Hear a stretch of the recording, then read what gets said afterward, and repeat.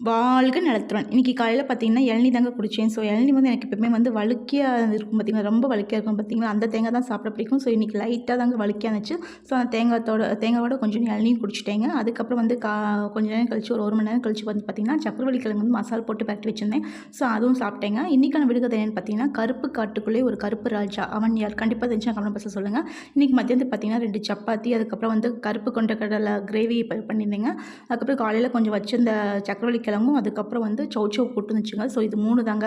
உண்மையிலே வந்து நான்வெஜ் சாப்பிட்றத விட வெஜ்ஜே வந்து இங்க 2, 3 ஐட்டம் வச்சு சாப்பிட்டிங்கன்னா, அவ்வளோ டேஸ்ட்டா இருக்குங்க. எனக்கு இப்போ மோஸ்ட்லி வெஜ் தான் ரொம்ப பிடிக்க ஆரம்பிக்குது. உங்களுக்கு எப்படின்னு கண்டிப்பா கமெண்ட் பாக்ஸ்ல சொல்லுங்க. உண்மையிலே வந்து இந்த கருப்பு கொண்ட கிரேவிக்கும், சப்பாத்திக்கும் அல்டிமேட்டா இருந்துச்சுங்க. அப்படியே கண்ண மூடி சாப்பிட்டோம்னா கறி குழம்பு சாப்பிட்ற மாதிரியே தான் இருந்துச்சுங்க. அவ்வளோ டேஸ்ட்டா இருந்துச்சு. உங்களுக்கு இந்த ரெசிபி வேணுமா சொல்லுங்க. கண்டிப்பா கமெண்ட் பாக்ஸ்ல சொல்றேன். ஈவினிங் வந்து ஒரு காஃபியோட முடிச்சிட்டீங்க. இதான் நான் இன்னைக்கு சாப்பிட்டேன். நீங்க என்ன சாப்பிட்டீங்க? கண்டிப்பா கமெண்ட் பாக்ஸ்ல சொல்லுங்க. உங்களுக்கு இந்த வீடியோ பிடிச்சிருந்துச்சுன்னா லைக், ஷேர், சப்ஸ்கிரைப் மறக்காம பண்ணிடுங்க. வாழ்க